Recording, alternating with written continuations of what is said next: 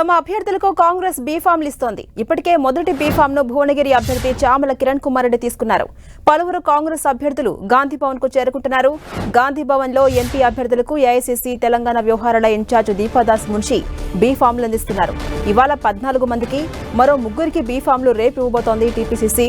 Pending లో ఉన్న 3 స్థానాల్లో పోటీ చేసే అభ్యర్థుల పేర్లను ఇవాళ కాంగ్రెస్ ప్రకటించబోతోంది. ఇక ఇదే అంశంపై మరింత సమాచారం మా ప్రతినిధి ప్రతాప్ అందిస్తారు. ప్రతాప్,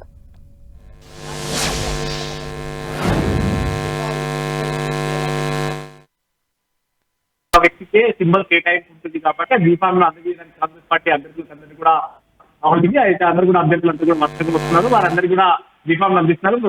మొట్టమొదటిగా భువనగిరి పోటీ చేస్తున్న చామల కిరణ్ కుమార్ రెడ్డి మొట్టమొదటి బీఫామ్ అందుతున్నారు. మిగతా అభ్యర్థులంతా కూడా వరుసగా వారి నియోజకవర్గాలకు అంటే ఆ అభ్యర్థులకు సంబంధించిన సంబంధికులంతా కూడా వచ్చి బీఫామ్లు తీసుకున్న పరిస్థితి. అయితే నేరుగా పోటీ చేసిన అభ్యర్థులు చామల కిరణ్ కుమార్ రెడ్డి ఒకరోజు బీఫామ్లు తీసుకున్నారు. మిగతా నియోజకవర్గాలకు సంబంధించి పెద్దపల్లి నుంచి పెద్ద వంశీకి సంబంధించిన వారి దగ్గర వ్యక్తులు వచ్చి బీఫామ్ తీసుకుంటున్నారు. అదేవిధంగా హైదరాబాద్ నుంచి వారి కుమారుడు ఆత్రం సుగ్నాథ్ కుమారుడు వచ్చి కూడా బీఫామ్ తీసుకున్నారు. అట్లా మొత్తం మీద ముఖ్యమైన వారి కుటుంబీకులు వారి దగ్గర వ్యక్తులు వచ్చి కూడా బీఫామ్లు తీసుకున్నారు. అయితే ముఖ్యంగా దీనికి సంబంధించి చూసినట్లయితే ఈ నెల 25న నామినేషన్ల గడువు చివరి రోజు కాబట్టి ఇప్పటికే అభ్యర్థులంతా కూడా నామినేషన్లు వేస్తున్నారు. అభ్యర్థులు నామినేషన్ ఇచ్చినప్పటికీ 25 లోపు అభ్యర్థులందరూ కూడా బీఫామ్లు అందజేయాల్సి ఉంటుంది. అయితే ఎల్లుండి సాయంత్రం 3 గంటల లోపు బీఫామ్ అందరూ కూడా అందజేయాల్సి ఉంటుంది. కాబట్టి ఈ రోజు బీఫామ్ ఇస్తే రేపు మంచి రోజు కాబట్టి బీఫామ్లు సబ్మిట్ చేయాలని కూడా ఆలోచన చేస్తున్నారు. రెండో సెట్స్ కూడా నామినేషన్లు దాఖలు చేసే వాటితో పాటు బీఫామ్లు కూడా ఇవ్వాలని కూడా ఆలోచన చేస్తున్నారు. సో నేపథ్యంలో అందరూ కూడా ముఖ్యమైన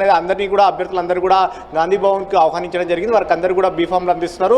పార్టీకి సంబంధించి వర్కింగ్ ప్రెసిడెంట్ మహేష్ కుమార్ గౌడ్, అదేవిధంగా సెక్రటరీ రోహిత్ చౌదరి ఇద్దరు కూడా బీఫామ్లు అందిస్తున్నారు. వారికి ఎవరెవరైతే వస్తున్నారో వారికి అందరూ కూడా అందిస్తున్న పరిస్థితి అయితే ఇప్పటివరకు కాంగ్రెస్ పార్టీ మొత్తం 17 స్థానాలకు కాను 14 స్థానాలకు సంబంధించి అభ్యర్థులను కూడా ప్రకటించింది. ఏఐసీసీ అఫీషియల్ గా ప్రకటించింది కాబట్టి ఏఐసీసీ అఫీషియల్ గా ప్రకటించిన 14 స్థానాలకు సంబంధించిన అభ్యర్థులకు అందరూ కూడా బీఫామ్ అందిస్తున్నారు. ఇంకా మిగతా పెండింగ్ లో ఉన్న 3 స్థానాలు ఏవైతే ఉన్నాయో హైదరాబాద్ కానీ కరీంనగర్, ఖమ్మం, ఈ 3 స్థానాలు ఇంకా ఏఐసీసీ ప్రకటించలేదు. బట్ కాకపోతే అక్కడ కరీంనగర్ నుంచి కానీ ఖమ్మం నుంచి కూడా అభ్యర్థులు కూడా నామినేషన్ ఈ రోజు నామినేషన్ కూడా దాఖలు చేసిన పరిస్థితి. కరీంనగర్ నుంచి వెల్చాల రాజేందర్ రావు, అదేవిధంగా చెప్పండి.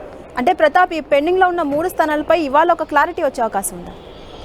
డెఫినెట్గా సంబంధించి ఇప్పటికే అభ్యర్థులు కూడా ఒక కొలిక్ వచ్చాయని కూడా చెప్పుకోవచ్చు. ఎందుకంటే ఆ అభ్యర్థుల నామినేషన్ కూడా వారికి మౌఖికంగా ఆదేశాలు ఉండడంతో మంచి రోజులు కావడంతో నిన్న కూడా కరీంనగర్ నుంచి వెల్చాల రాజేంద్ర, ఈరోజు ఖమ్మం నుంచి కూడా రామసాయం రఘురామ్ రెడ్డి కూడా నామినేషన్ దాఖలు వేశారు. ఈ రోజు వారికి ఎవరైతే మంచి ముహూర్తాలు ఉన్నాయో ఆ టైంలో నామినేషన్లు దాఖలు చేయడం జరిగింది. ఆ అభ్యర్థులకు సంబంధించి కూడా ఇప్పటికే కొలిక్ వచ్చినట్టు కూడా కాంగ్రెస్ పార్టీలో ఒక చర్చ అయితే జరుగుతుంది. నిన్న ముఖ్యంగా ఖమ్మం సీట్ విషయంలో ఇప్పటివరకు కూడా ఒక పేచి నడిచిందని చెప్పుకోవచ్చు. ఖమ్మం సీట్కి సంబంధించి కూడా ఒక కొలిక్ వచ్చిందని కూడా పార్టీలో గాంధీ భవన్ వర్గాలు కూడా చెప్తున్న పరిస్థితి ఉంది. దానికి సంబంధించి ఇప్పటికే మంత్రి పొంగులేటి శ్రీనివాసరెడ్డి, డిప్యూటీ సీఎం బట్టి విక్రమార్క ఇద్దరిని కూడా బెంగళూరు పిలిపించి అక్కడ డీకే శివకుమార్ గారు, ఏఐసీసీ అధ్యక్షుడు కూడా మల్లికార్జున ఖర్గే కూడా బెంగళూరులోనే ఉన్నారు. ఆయన ప్రచారంలో భాగంగా కర్ణాటకకు వచ్చిన సందర్భంగా ఆయన కూడా మాట్లాడారని, ఈ సమస్యకు కూడా పరిష్కారం చూపించారని కూడా చెప్తున్నారు. అక్కడ గతంలో అంటే రామసాయం సురేందర్ రెడ్డి చాలా సీనియర్ మోస్ట్, ఇప్పటికీ మహబాద్ నుంచి కూడా 5 సార్లు ఎంపీగా గెలిచారు. ఆయన రిజర్వేషన్ లేకముందు నియోజకవర్గం నుంచి గెలుపొందారు కాబట్టి అక్కడ ఆ బెల్ట్ మహబాద్ ఖమ్మంకు సంబంధించిన బెల్ట్లో చాలా పట్టున్న వ్యక్తి కాబట్టి